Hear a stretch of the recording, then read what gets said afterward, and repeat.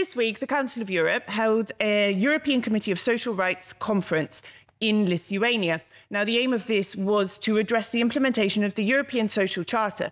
Now, this is a charter that was created in 1996 to lay down social rights for people within the Council of Europe's member states. It was designed to go alongside the European Charter of Human Rights, which covers political rights and human rights. The Charter lays down specific protection for social rights, including housing, health, education, social protection, welfare, including vulnerable people such as children, the elderly, disabled people and migrants. Now, I spoke to President of the committee, Aoife Nolan, to find out how Albania, a signatory to the convention, is doing when it comes to its implementation and obligations. Aoife, welcome to Inside Albania. Thanks very much, Alice. Now, first of all, how does Albania fare when it comes to the European Social Charter? Has it adopted it? Where do we stand in terms of implementation? Albania has indeed volunteered to be bound by the revised European Social Charter. This is an international treaty from 1996, which Albania ratified and thereby agreed to be bound by in 2002. And in doing so, Albania signed up to 64 out of the 98 elements or provisions of the Charter, which isn't a very high level. And also what's notable about the commitments that Albania has made is while it's wonderful and it's signed up to a very wide range of, for instance, labour rights related issues, there are also some very significant gaps in terms of what it hasn't signed up to. And to highlight a couple of key areas, Albania has not yet signed up to, has not volunteered to be bound by the rights to social security, the rights to social and medical assistance, which are fundamental when it comes to ensuring adequate legal protection, when it comes to social protection for people in Albania. And interestingly, and Albania is unusual in this, Albania hasn't volunteered to be bound by it, hasn't accepted Article 16 on the social, legal and economic protection of the family, which covers things like housing, family benefits, domestic violence, and nor has it signed up to the right of children and young persons to social, legal and economic protection. And that is a right that includes things like the right to education. It includes a right that gives to the right of children to protection. So including, it creates an obligation for states, for instance, to prohibit physical punishment of children.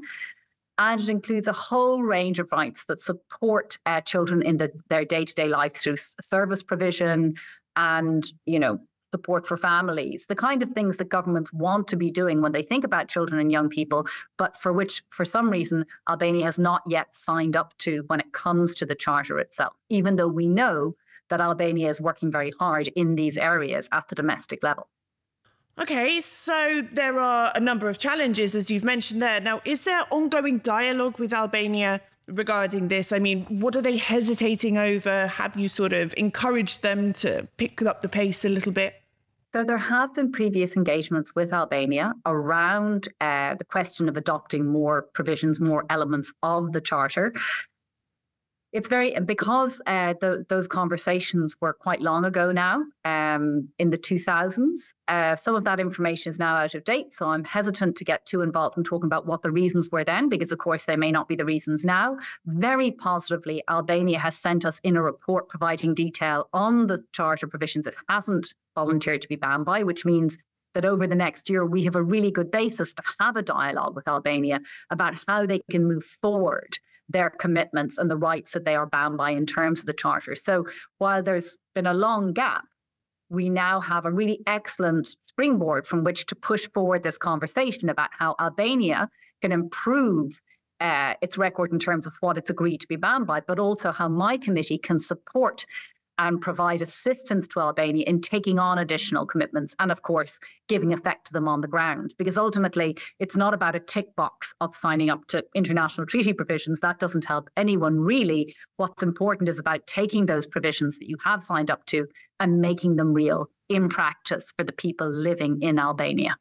Do you know why they're hesitating, sort of specifically? Is this a regional issue? Is it something that's affecting other countries in the region? Is it a political thing? Is it a lack of the tools to implement? We haven't had a report from Albania for the last 2 years, which is a very unfortunate omission. It means we can't actually, we can't carry out assessments, we can't engage with Albania. So I suppose what I would really like to do is to call on Albania and welcome them to engage to a greater degree with the charter system. Our committee would be very happy to, to talk to policymakers, to talk to government officials, to talk to whoever it takes in order to help build capacity and confidence around the charter so that more commitments can be brought on, but actually that Albania, can take very important step forwards in terms of giving effect to the commitments that it has already volunteered to be bound by. Now, following the conference, which I understand was a great success this week, what are the main messages you want Albania, the Albanian government and authorities to take away? And this is in general in terms of social rights and with particular reference to the Charter itself. What I would love to see is Albania taking advantage of this opportunity provided by the high-level conference in Vilnius that we've just had, the conversations that took place around that event and to use that as the basis as a way of moving forward to progress social rights and its engagement with the social charter system in collaboration with us, but also in relation to other entities that can provide support to the government and other national actors working in charter areas, whether it be health, whether it be education, social protection, children's rights, women's rights, disabled people's rights, whatever.